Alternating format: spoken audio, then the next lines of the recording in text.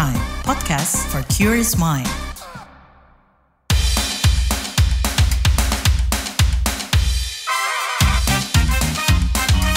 Kamu lagi dengerin podcast What's Trending. Halo semuanya, kamu mendengarkan What's Trending edisi khusus yang hadir setiap Jumat. Saya Lea Baneza. Obrolan kita hari ini, jeli mencari pimpinan lembaga pemberantas korupsi. Panitia seleksi Pansel Capim KPK sudah menyerahkan 10 nama ke Presiden Joko Widodo. Nantinya daftar itu akan diserahkan ke DPR untuk disaring menjadi 5 orang. DPR pun diminta menunjukkan komitmennya memberantas korupsi. Salah satunya dengan memilih calon pemimpin KPK yang tepat. Calon-calon dari lembaga penegak hukum mendominasi 10 nama tersebut. Dari Polri ada Joko Purwanto, Kapolda Kalimantan Tengah, dan Setio Budianto, Jenderal Polisi Bintang 2 yang kini ditempatkan di Kementerian Pertanian. Lalu dari Kejaksaan Agung ada nama Fitroh Roh Cahyanto, ex-jaksa penuntut umum KPK. Kemudian dari Mahkamah Agung ada Ibnu Basuki Widodo. Sementara 6 nama lainnya di luar penegak hukum yaitu Agus Joko Pramono, Ahmad Alam Syah Saragih, Ida Budiati, Michael Chesnanta Brata, Pungki Indarti, dan Johanis Tanak, petahana. Peneliti Pukat UGM Zainur Rohman mengkritisi nama-nama hasil seleksi yang didominasi aparat penegak hukum. Kalau KPK didominasi oleh aparat penegak hukum lain gitu ya KPK-nya akan disetir. KPK-nya bisa ketularan penyakit dari institusi penegak hukum lain. KPK-nya bisa digunakan untuk melindungi institusi dan aparat dari penegak hukum lain begitu ya. KPK-nya tidak bisa independen, bisa timbul dua loyalitas ganda. Dan itu sudah terjadi 5 tahun terakhir ini. Kata Zainur, idealnya lembaga anti rasuah diisi unsur profesional dan masyarakat sipil, sehingga menurutnya komposisi Capim terpilih dapat menjamin independensi KPK. Dia pesimistis dengan hasil seleksi pimpinan di DPR, sebab, kata dia, komposisi pimpinan dengan latar belakang penegak hukum tak akan mengubah wajah KPK. Kita mau kupas ini bareng News Editor KBR Wahyu Setiawan usai jeda. Lihat Instagram, isinya teman-teman yang struggle buat achieve goals-nya. Buka TikTok, ada aja yang flexing, ada juga yang sad, sampai mewek. Tapi pas dengerin podcast, nemulah itu podcast. Namanya Disco. Ya, pas banget lagi dibahas. Kalau orang yang sudah biasa misalnya flexing, ketika nggak flexing kok kayaknya ada yang kurang gitu. Jadi cemas nih. Jadi kan berusaha untuk flexing lagi, gimana caranya kita flexing yuk gitu kan. Laki nggak boleh nangis gitu ya. Harus kuat gitu ya. Nah itu salah banget gitu. Karena tadi aku bilang nangis itu adalah salah satu komunikasi terdasarnya manusia. Biar hidup jadi seimbang, penting banget nih dengerin Disco. Diskusi psikologi persembahan KBR dan Into the Light Indonesia. Yuk hapus stigma, peduli sesama, sayangi jiwa. Disco, diskusi psikologi bisa disimak di kbrprime.id dan platform mendengarkan podcast lainnya. KBR Prime, podcast for curious mind. Balik lagi di What's Trending edisi khusus setiap Jumat. Topik kita kali ini, jeli mencari pimpinan lembaga pemberantas korupsi. Kita udah bersama News Editor Wahyu Setiawan. Halo Wahyu. Halo Lea. Nah Wahyu, lembaga anti rasuah menyongsong pemimpin baru nih. Kalau kita ingat, ex-pucukan pimpinan KPK Firly Bahuri kan tersandung kasus nih yang ironisnya, kasus dugaan tindak pidana korupsi. Sekarang KPK kalau bisa berharap maunya punya pemimpin seperti apa sih Wahyu? Ya tentu tidak seperti Firly Bahuri ya yang terseret dugaan suap ya yang sekarang sudah jadi tersangka. Jadi memang beberapa pimpinan KPK sudah mulai mengungkap harapannya mengenai sosok pemimpin lembaga anti rasuah ke depan, 5 tahun ke depannya. Lewat juru bicaranya, Tessa Mardika, KPK itu menyatakan ingin punya sosok-sosok nakoda yang kredibel dan berintegritas. Itu tidak mudah. Harapannya adalah setelah diserahkan nama-nama 10 orang ini, para wakil rakyat di Komisi 3 dapat memilih yang terbaik dari yang terbaik dari 10 orang ini.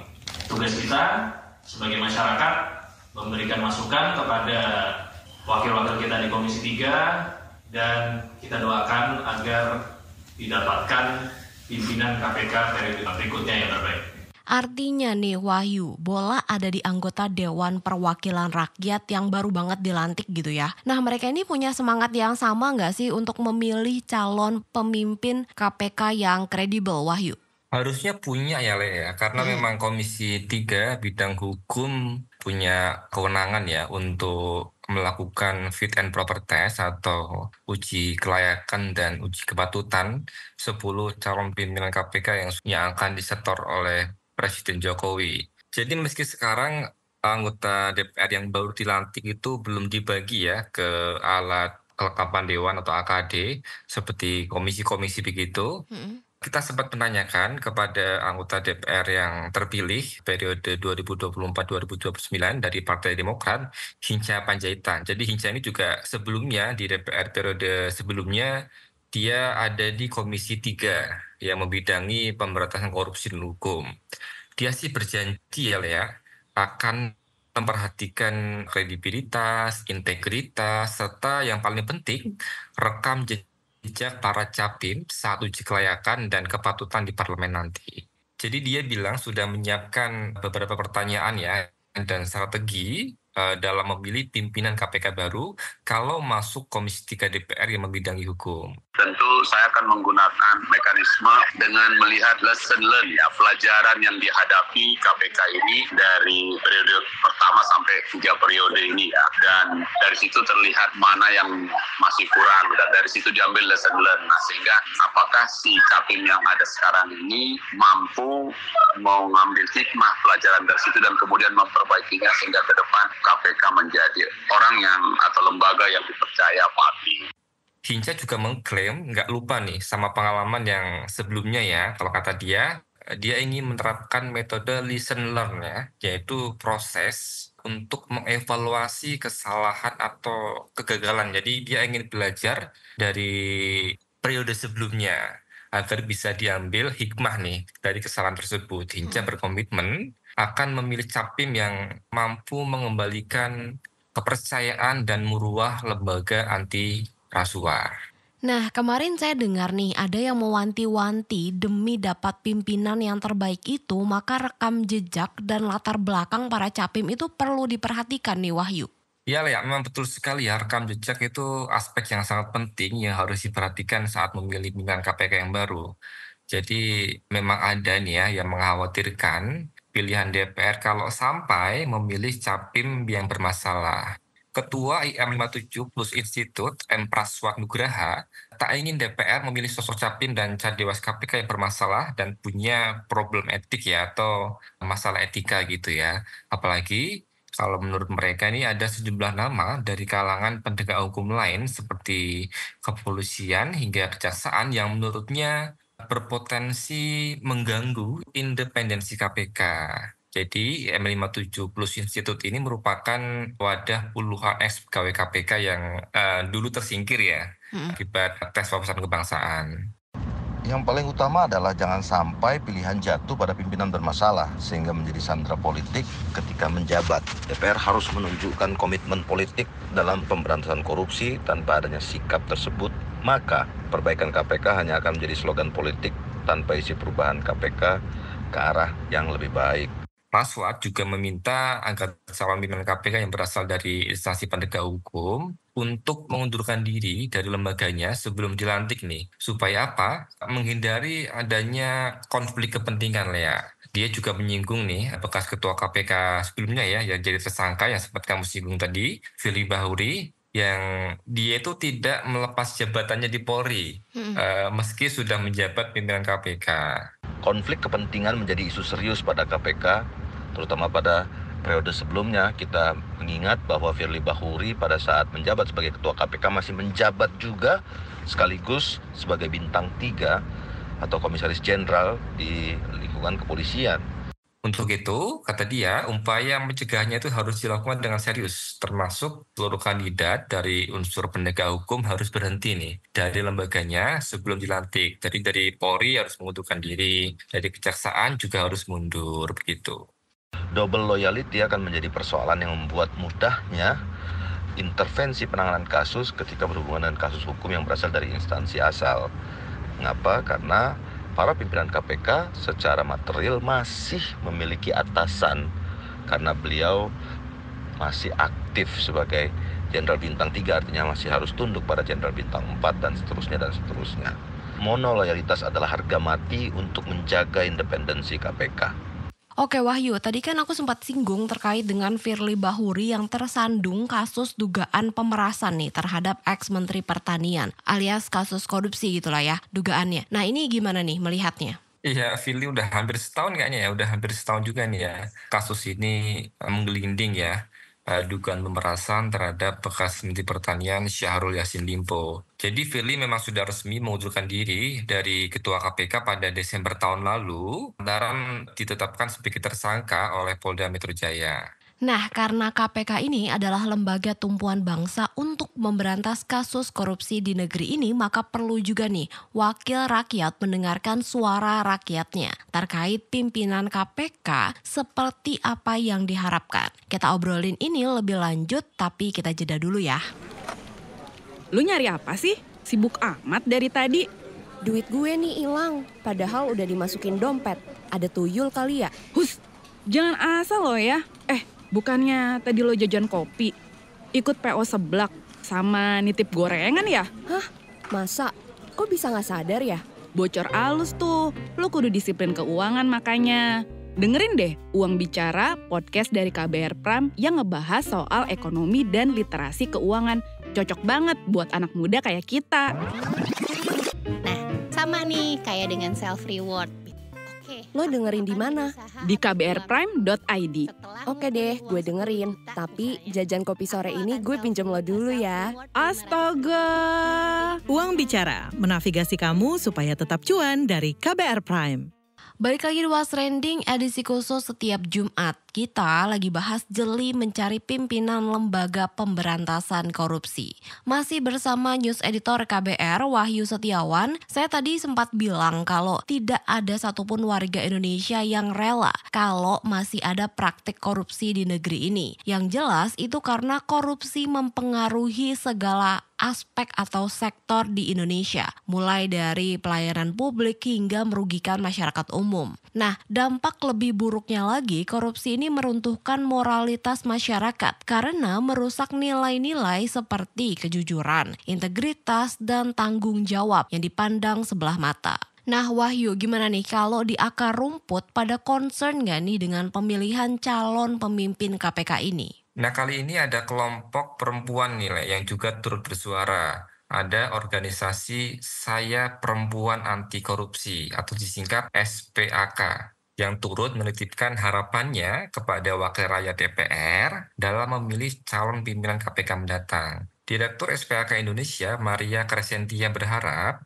supaya ada pimpinan perempuan di sana. Tapi bukan hanya sekadar memenuhi kuota loh ya, tapi ada aspek lain penting nih, kenapa kok harus ada perempuan di situ. Terutama kami sebetulnya sebagai organisasi perempuan ingin sekali berharap kalau bisa ada perempuan di situ, tapi tentunya perempuan yang bukan karena hanya memenuhi kuota atau hanya karena ya emang harus ada pimpinan perempuan, bukan itu. Yang kita harapkan adalah perempuan yang sungguh-sungguh mengerti apa dampak korupsi untuk perempuan gitu ya, dan yang mau memperjuangkan pemberantasan korupsi untuk melindungi kaumnya gitu, untuk melindungi para perempuan. Karena mungkin kalau kita di kota-kota besar tuh nggak terlalu melihat ya bagaimana perempuan, maksudnya kita tidak terlalu mempedulikan bahwa korupsi itu memberi dampak yang sangat besar lebih kepada perempuan tuh lebih besar gitu. Karena kalau di daerah kita lihatnya lebih banyak itu, karena perempuan itu kan yang paling banyak mengakses layanan publik. Padahal korupsi di pelayanan publik itu sangat luar biasa besarnya. Jadi perempuan itu sangat terdampak di situ. Belum lagi perempuan-perempuan itu banyak yang menjadi korban kejahatan gitu ya, kejahatan apapun ya, bisa juga kejahatan seksual yang pintu masuknya itu dari korupsi. Jadi persoalan korupsi ini buat perempuan tuh luar biasa besar sekali gitu, dan kita berharap ada pimpinan perempuan di KPK tuh yang bisa memahami sampai sejauh itu gitu ya. Jadi yang bukan cuman ditaruh karena memang harus ada perempuan gitu ya, karena supaya memenuhi hasrat publik, bukan itu. Tapi kita ingin perempuan yang memang memahami korupsi dalam perspektif perempuan, jadi dia bisa memberikan sumbangsi pikiran untuk pengambilan keputusan yang sensitif terhadap kebutuhan perempuan gitu.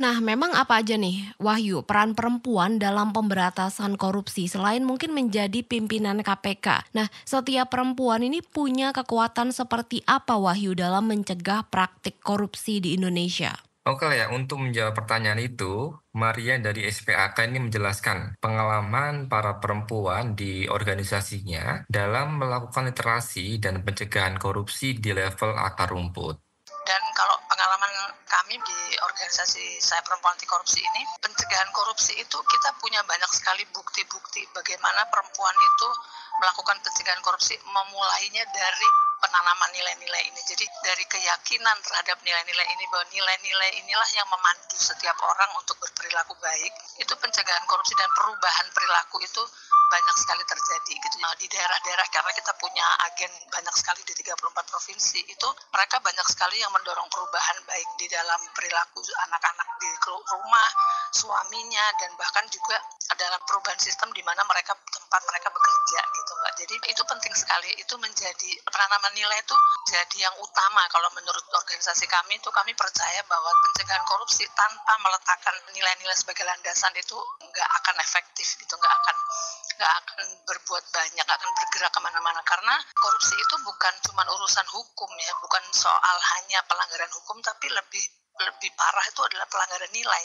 Dan kalau pelanggaran hukum itu, kalau misalnya hukumnya dijalankan dengan baik, ya bisa ada hukuman untuk koruptor, tapi itu bisa berulang-berulang ya, akan terjadi lagi. Tapi kalau pelanggaran nilai, dan itu sulit, hukumannya apa kita nggak tahu gitu kan ya, maksudnya nggak ada hukuman di dalam pasal-pasal pelanggaran nilai itu, tapi itu adalah suatu pelanggaran yang parah gitu, yang pelanggaran nilai itu justru yang mengakibatkan orang akan menjadi sulit sekali mengontrol dirinya gitu. Oke, mungkin ini yang terakhir nih, Wahyu. Optimis nggak sih kalau pimpinan KPK baru bisa menjalankan PR utama lembaga anti rasuah ini? Apa sih kriterianya supaya bisa mengembalikan kepercayaan publik? Tergantung nanti itu ya, percaya atau enggak ya dari susunan pimpinan KPK yang terpilih ya. Tapi soal itu, Maria dari SPAK berpendapat pimpinan KPK yang bebas kepentingan lah nih, yang mampu atau bakal mampu menjalankan PR-nya untuk mengembalikan muruah KPK dan memberantas korupsi di tanah air. Tentunya mereka bebas dari berbagai kepentingan ya, berbagai kepentingan di negara ini, apapun itu gitu ya. Makanya saya bilang kalau tadi udah diatur-atur komposisinya, ya repot juga kalau ada invisible hand yang mengatur-ngatur komposisi pimpinannya harus dari ini, dari itu, udah susah, itu the first place udah sulit gitu ya. Tapi syarat utamanya tentunya ya dia harus lepas dari kepentingan itu gitu, supaya dia menjadi benar-benar ya seperti kita lihat dari pimpinan KPK sebelum ini deh, yang benar-benar kita melihat kerja nyata mereka terhadap pemberantasan korupsi ya, termasuk di dalamnya pencegahan dan penindakan gitu. Saya rasa syarat utamanya itu ya. Oke, jadi kalau soal optimistis atau enggak ya kita lihat nanti ya setelah DPR memilih 5 sosok pimpinan KPK yang akan dilantik oleh Presiden mendatang. Oke, yang jelas kita berharap pemimpin yang kredibel dan berintegritas gitu ya. Jangan sampai ada kasus Firly berikutnya gitu ya di KPK, Wahyu. Ya, betul sekali. Nah, buat kalian nih bisa juga komentar soal ini di kolom komentar yang tersedia di platform mendengarkan podcast kesayangan kamu. What's Trending hadir di KBR Prime, Spotify, dan Noise. Demikian What's Trending edisi Jumat, saya Lea Baneza dan News Editor Wahyu Setiawan pamit. Sampai jumpa pekan depan. Kamu lagi dengerin podcast What's Trending.